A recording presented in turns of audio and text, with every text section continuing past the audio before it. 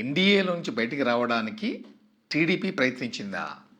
ఇందుకోసం చంద్రబాబు నాయుడు గారు ముంబైలో ఒక మాజీ ఉపరాష్ట్రపతిని, అలాగే ఒక ప్రముఖ వ్యాపారవేత్తని కలిశారా ఇందుకోసం అని చెప్పి? ఇది ఒక రూమర్ నడిచిందట ఢిల్లీ స్థాయిలో. దాని ప్రకారం ఈవెన్ నారా లోకేష్ కూడా ఈ మీటింగ్లో ఉన్నట్ట. ఇది ఎప్పుడు జరిగింది ఏమిటనే విషయాలు తెలియదు, కానీ ఇది చాలా సీరియస్ అంశం అని, అంటే కనీసం బీజేపీ దీన్ని సీరియస్గా తీసుకుంటుంది అని తెలుగుదేశం పార్టీ కూడా అనుకుందని అనుకోవడం వల్ల నారా లోకేషే స్వయంగా ప్రధాని మోదీ దగ్గర అపాయింట్మెంట్ తీసుకొని ఒక వివరణ ఇచ్చారని ఇప్పుడు తెలుస్తోంది.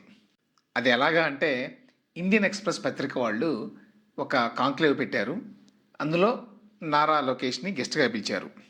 ఆ సందర్భంగా అడిగినటువంటి ప్రశ్నల్లో ఇదొకటి. ఇదొక రూమర్ నడిచింది. మీరు ముంబై వెళ్ళి, మీరు అంటే నారా లోకేష్ అలాగే చంద్రబాబు నాయుడు గారు వెళ్ళి మాజీ ఉపరాష్ట్రపతి ఒకరిని కలిశారని, ఆయనతో పాటు ఒక ప్రముఖ వ్యాపారవేత్తను కూడా కలిశారు. ఇదంతా ఎందుకోసం అంటే ఎన్డీఏ నుంచి బయటకు రావడానికి, లేక ఎన్డీఏని శాబొటాజ్ చేయడానికి, అంటే ఎన్డీఏలో అనిశ్చితి తీసుకురావడానికి ఇలా జరిగిందని రూమర్లు వచ్చినాయి. దీని మీద మీరేమైనా చెప్తారా అని అడిగితే నారా లోకేష్ ఓపెన్గా 2-3 విషయాలు చెప్పాడు. ఒకటి, అవును ఈ రూమర్ వచ్చిన మాట వాస్తవం, కానీ ఇదంతా రూమరే, నిజం కాదు. అయితే అరౌండ్ ఆ టైంలో నేను ఆ ఇద్దరిలో ఒకరిని కలిసిన మాట వాస్తవం, అంటే ఆ రాజకీయవేత్తని కలిసిన మాట వాస్తవం, లేక ఆ మాజీ ఉపరాష్ట్రపతిని కలిసిన మాట వాస్తవం. కోఇన్సిడెంటల్గా అది కూడా జరిగింది కాబట్టి ఈ రూమర్ నిజం అనుకునేటువంటి ప్రమాదం ఉంది అని చెప్పి నేను మోదీ గారి అపాయింట్మెంట్ కావాలి ఈ విషయానికి సంబంధించి వివరణ ఇవ్వడానికి అని చెప్పి అడిగాను. మోదీ గారు ఇచ్చారు. నేను ఢిల్లీ వెళ్ళి కలిశాను ఆయన్ని. అరగంట సేపు మాట్లాడాము. నేను చాలా స్పష్టంగా చెప్పాను, ఫలానా వ్యక్తినైతే నేను కలిశాను, కానీ చంద్రబాబు నాయుడు గారు లేక నేను ఏదో కుట్ర పన్ని ఆ కుట్రలో భాగంగా కలిశాము, వీళ్ళిద్దరినీ కలిశాము అనే మాటలు నిజం కాదు అని చెప్పాను. ఆయన నవ్వి చాలా లైట్గా తీసుకున్నాడు అని ఆయన ఏమన్నాడో కూడా చెప్పాడు. లోకేష్ మాటల్లో వినండి ఒకసారి. Was there a rumor? Absolutely. And I went to the Prime Minister. I met Modi ji. Because in that rumor, Lokesh was also evidently there. Okay. And I told him the context in which I met the person and the conversations I've had with that person. And the Honorable Prime Minister laughed and said, one, no one told me. Two, if anyone tells me, I'll of course check. And of course, he has all the investigative agencies that India can offer. He will check.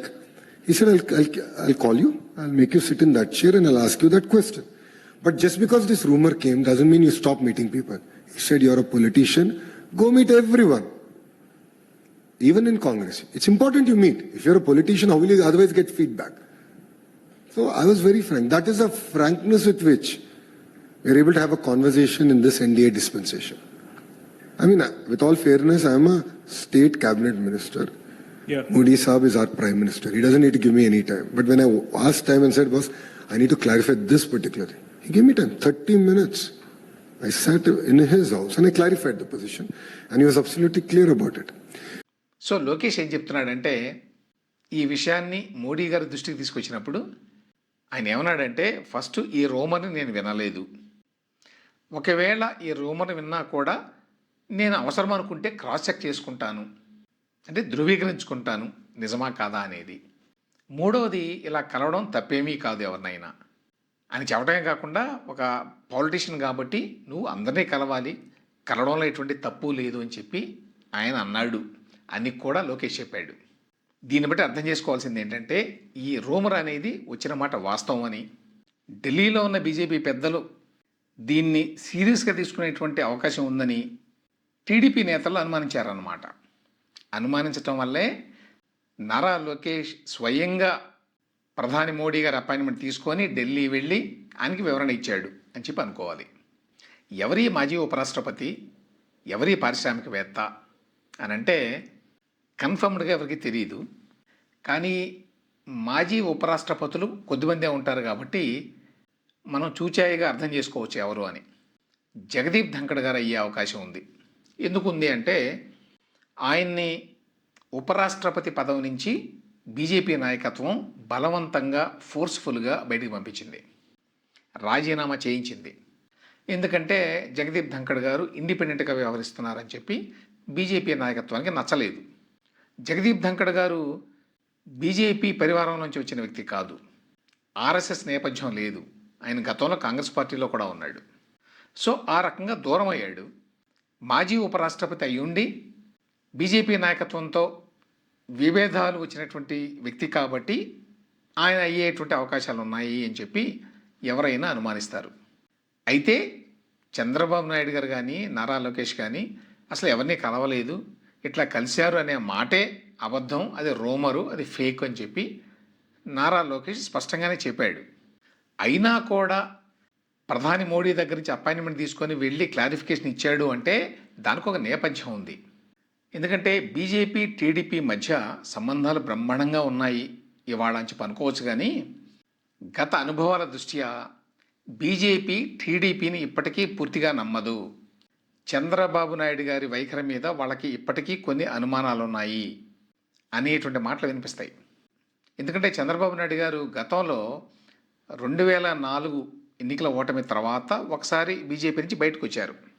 ఆ తర్వాత 2014లో కలిశారు.